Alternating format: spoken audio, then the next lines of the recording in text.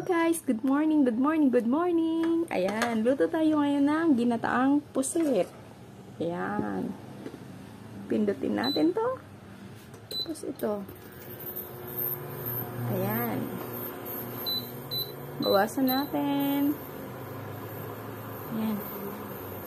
Naglalagay na rin agad tayo ng langis.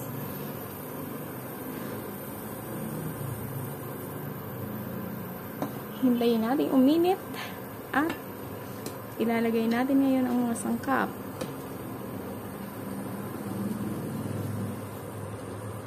Ayan.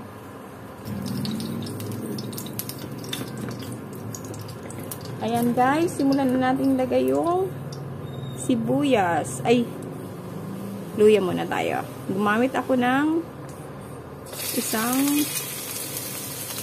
parang thumb size, malaki-laki.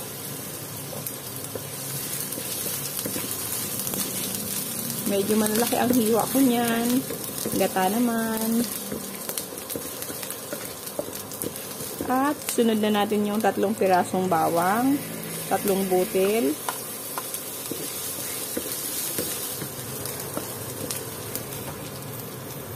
Ayan guys, golden brown na. Lagay na natin ngayon yung 2 pirasong sibuyas na hindi naman medium size. Yun. Nag-isip, no? Gisa-gisa habang para maluto. Diba? Ayan, sunod na natin tong talong.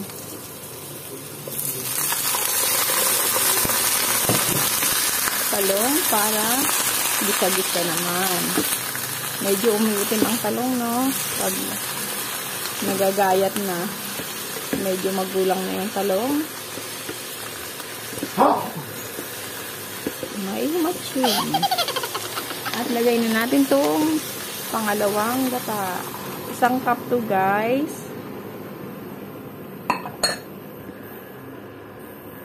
Ayan.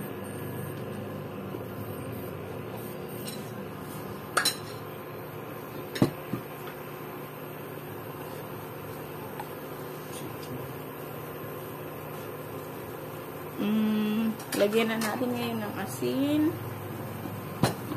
Asin to taste.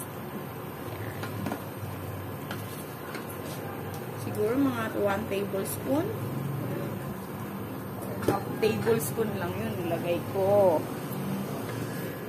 Half tablespoon. Half lang.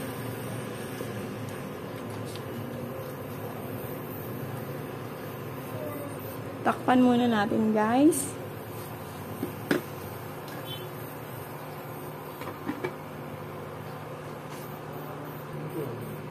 Ayan, haluin na natin. Lagay na natin tong 2 sili. Lagay na natin tong pangalawang gata. Buo-buo siya guys kasi galing freezer. Ito kasi yung natira ko, nilagay ko sa freezer.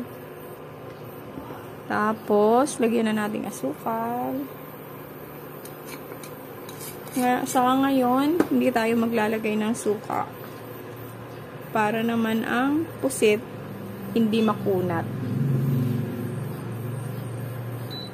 Lagyan natin. Yun. Huwag na natin takpan para hindi magbuo-buo ang gata.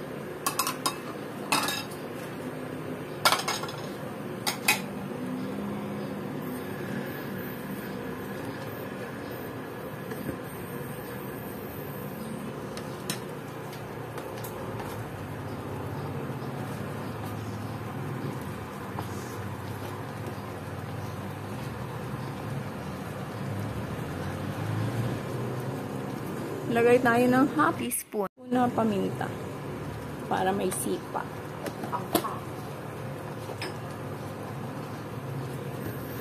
Haluin natin guys para hindi mamuo yung gata.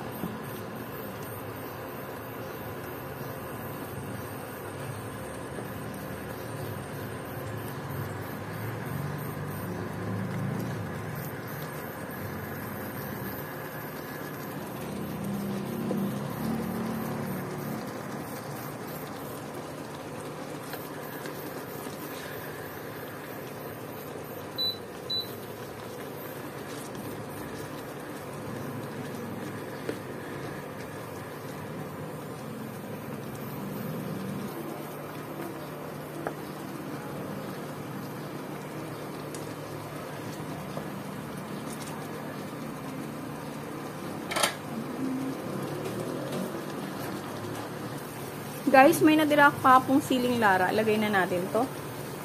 Siling Bagyo, siling Lara, malaking sili. Yun, sili.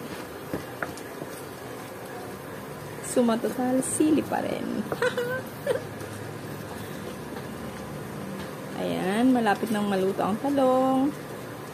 At ilalagay natin yung pusit pagluto na ang talong kasi mabilisan lang luto niya para hindi makunat yung pusit at hindi masyadong lumiit. Ayan guys, takpan muna natin uli para medyo maluto yung talong.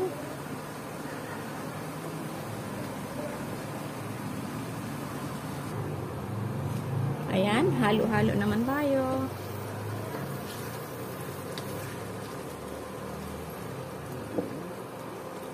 Sa puntong to, pwede na natin lagay ang pusit.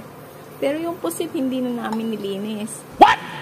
Hindi na inalis yung mga black-black, yung sa balat. Pero pag gusto nyo alisin yung balat-balat, pwede naman. Pero hindi ko ngayon to lalagyan ng suka. Para hindi kumunat ang pusit at hindi lumiit masyado. Uy, nilinis ko yung pusit Hindi lang inalis yung mga black sa balat. Very good talaga ako.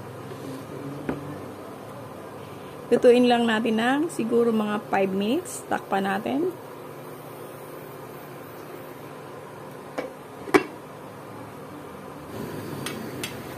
Ayan guys, tikman na natin.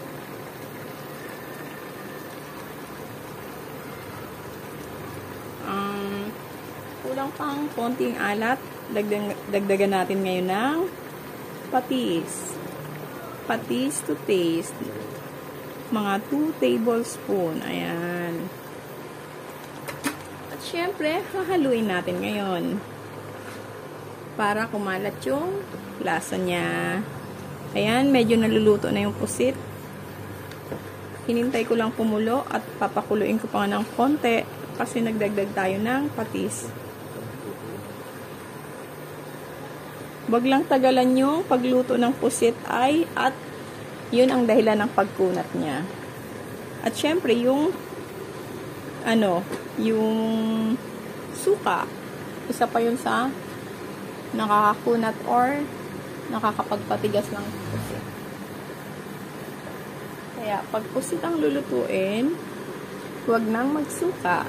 Yun. Ayan guys, tingnan uli natin. Ayan. Oh, wow. Pwede na to. Ayan. Well done. Naka 5 minutes na. At kumulo na rin. At pwede na siyang patayin. Patayin yung kalan, syempre. At maraming salamat sa inyo.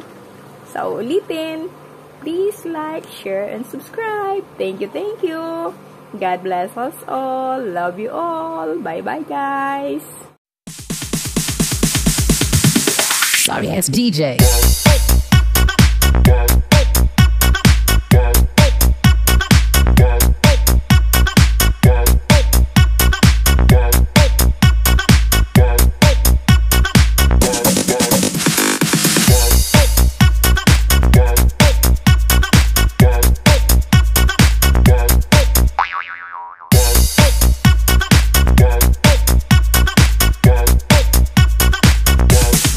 You can get some.